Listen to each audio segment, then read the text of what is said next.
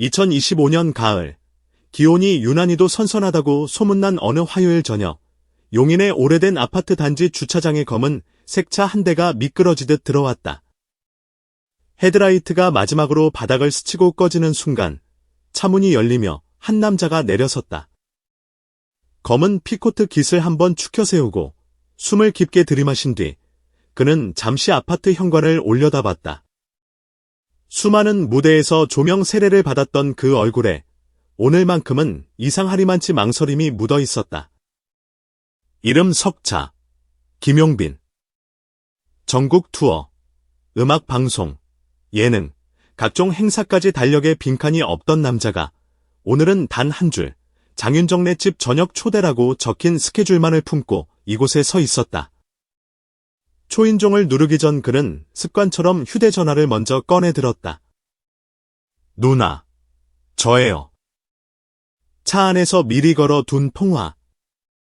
화면에 뜬 이름을 보자마자 장윤정은 웃음 반 놀람 반 섞인 목소리로 대답했다. 진짜 오는 거야. 나 오늘 된장찌개밖에 안 했는데.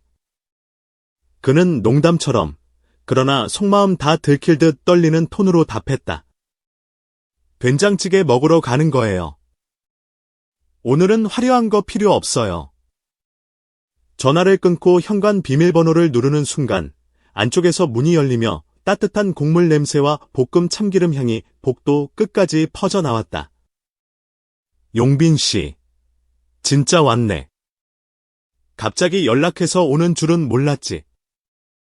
장윤정은 손에 행주를 쥔 채 문을 열고 서 있었고 그 뒤쪽으로는 식탁 위에 놓인 반찬들과 쿵쿵 뛰는 아이들의 발자국 소리가 뒤섞여 흘러나왔다. TV 속에서, 무대 위에서, 시상식에서 수없이 마주쳤던 누나였지만 이렇게 앞치마를 두르고 서 있는 모습은 또 다른 낯선 장면처럼 그의 가슴을 두드렸다. 거실로 들어서자마자 들려온 목소리 두 개, 진짜 삼촌이다. TV에서 보던 그 노래 삼촌. 연우와 하영이 의자에 앉아 발을 까닥이며 이쪽을 향해 몸을 기울였다. 그들의 눈동자 속에는 단순한 호기심이 아니라 이미 어딘가에서 수없이 그의 무대를 보고 자란 팬 특유의 반짝임이 숨어 있었다. 식탁 위엔 화려한 호텔 코스 요리가 아닌 보는 순간 마음이 내려앉는 진짜 한국식 저녁이 펼쳐져 있었다. 김이 모락모락 오르는 된장찌개, 노릇하게 구워진 고등어, 파와 당면이 엉겨있는 잡채, 윤기 나는 멸치볶음, 그리고 아이들을 위해 따로 마련된 동그랑땡까지. 방송국 대기실에서 먹던 차가운 도시락이 아닌 누군가의 손길과 시간이 그대로 담긴 밥상. 그 앞에 앉는 것만으로도 그는 이상하게 긴장됐다. 앉아. 먼 길 오느라 고생했겠네. 장윤정이 물컵을 건네며 슬쩍 그의 얼굴을 훑었다. 그런데 왜 이렇게 말랐어? 화면으로 볼 때보다 살이 더 빠졌네. 그는 손사래를 치며 웃었지만 웃음 사이로 무거운 진심한 덩어리가 함께 올라왔다. 요즘 조금 생각이 많았어요. 그 한 단어 안에는 생방송 중 마이크가 씹혔던 그날. 댓글창에 쏟아진 수백 개의 반응, 음이탈로 만든 짤들, 그리고 무대에서 내려와 혼자 호텔방에 남겨졌던 밤들이 한꺼번에 쏟아져 들어 있었다. 하지만 오늘만큼은 그는 그 이야기를 길게 늘어놓고 싶지 않았다. 왜냐하면 진짜 목적은 따로 있었기 때문이다. 식사는 어색하면서도 따뜻하게 흘러갔다. 연우는 학교 얘기를, 하영은 요즘 빠져있는 동요를 자랑했고 장윤정은 틈틈이 아이들 입에 반찬을 올려주며 가정용 잔소리를 날렸다.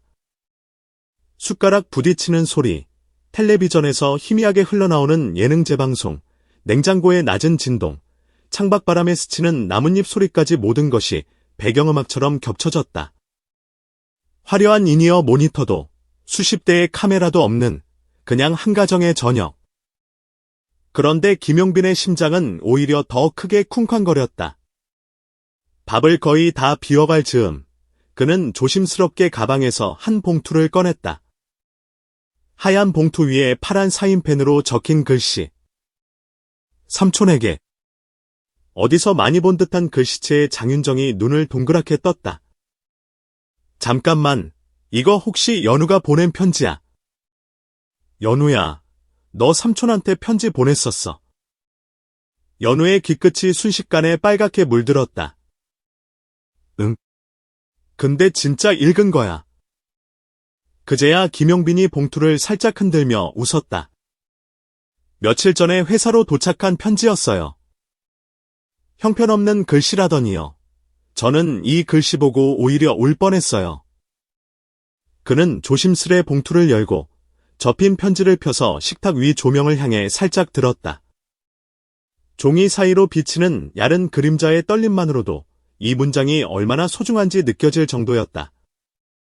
삼촌, 저는 삼촌처럼 노래로 사람들을 웃게 하고 싶어요. 아들의 목소리가 글자 사이에서 그대로 살아나는 느낌이었다. 무대 뒤에서 혼자 있을 때도 제가 무대에서 다시 보고 싶게 만들어주는 가수가 삼촌이에요. 한 줄 한 줄 읽어 내려갈수록 식탁 위 공기는 묵직해졌다. 언젠가 저도 누군가에게 힘이 되는 노래를 만들고 싶어요. 편지의 마지막 박자를 찍는 순간 그 자리에 있던 모두의 시선이 동시에 한 사람에게로 모였다. 김용빈. 이 편지 읽고요. 제가 먼저 힘을 받았습니다. 그는 고개를 아주 천천히 끄덕이며 말했다. 사실 요즘 무대가 조금 무서워졌거든요. 실수하면 안 되는 자리, 잘해야만 하는 순간이라는 생각이 너무 커져서요. 그런데 이 편지 보니까, 아 맞다.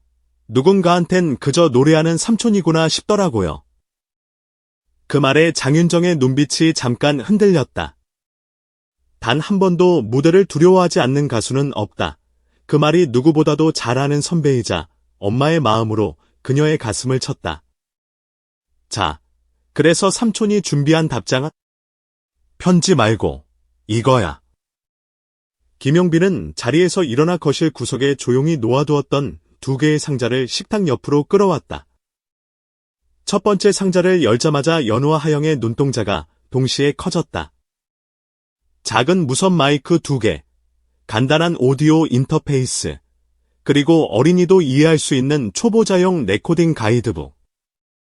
두 번째 상자에서는 접이식 마이크 스탠드, 노트북과 연결 가능한 소형 컨트롤러, 그리고 아이들이 좋아할 만한 별 모양과 음표 모양의 스티커들이 차르르 쏟아졌다. 이건 뭐야? 진짜 우리 거야. 연우가 믿기지 않는다는 듯 손을 뻗어 마이크를 쥐었다. 그 순간 그의 손끝이 살짝 떨리는 걸 김용빈은 놓치지 않았다. 이건 너희 둘에게 주는 거야. 집에서도 작은 스튜디오를 만들 수 있어. 목소리는 아끼는 거라서 오늘부터는 너희 목소리를 녹음해보자. 단, 조건이 있다. 아이들의 시선이 일제히 그에게 꽂혔다. 비싼 장비보다 더 중요한 건 꾸준함이라는 약속. 오늘만 뜨겁고 내일부터 잊어버리면 안 돼. 하영이 누구보다 먼저 손을 번쩍 들었다. 그럼 저 오늘부터 일기 대신 가사 쓸래요. 학교에서 있었던 일, 엄마랑 싸운 거, 오빠가 장난친 것도 다 가사로 쓸래요. 그 말에 모두 웃음이 터졌고 그 웃음 속에서 김용빈은 다시 한번 확신을 얻었다. 그래, 시작은 이 정도면 충분해. 그게 바로 첫걸음이야. 식탁을 치우고 설거지를 하고 거실을 대충 정리하는 사이 시간은 어느새 훌쩍 흘러 있었다. 그리고 바로 그때 초인종이 다시 울렸다. 이번엔 예상된 손님이었다. 스태프 2명이 조용히 장비를 들고 들어왔다. 휴대용 조명, 소형 카메라, 부피 작은 마이크, 삼각대. 누나, 사실 오늘 브이로그를 찍으려고 해요. 제목은 진심의 방문. 첫 회를 장윤정 누나네 집에서 시작하고 싶었어요. 그 말을 들은 장윤정의 눈썹이 동그랗게 치솟았다. 뭐야, 나 몰래 카메라야.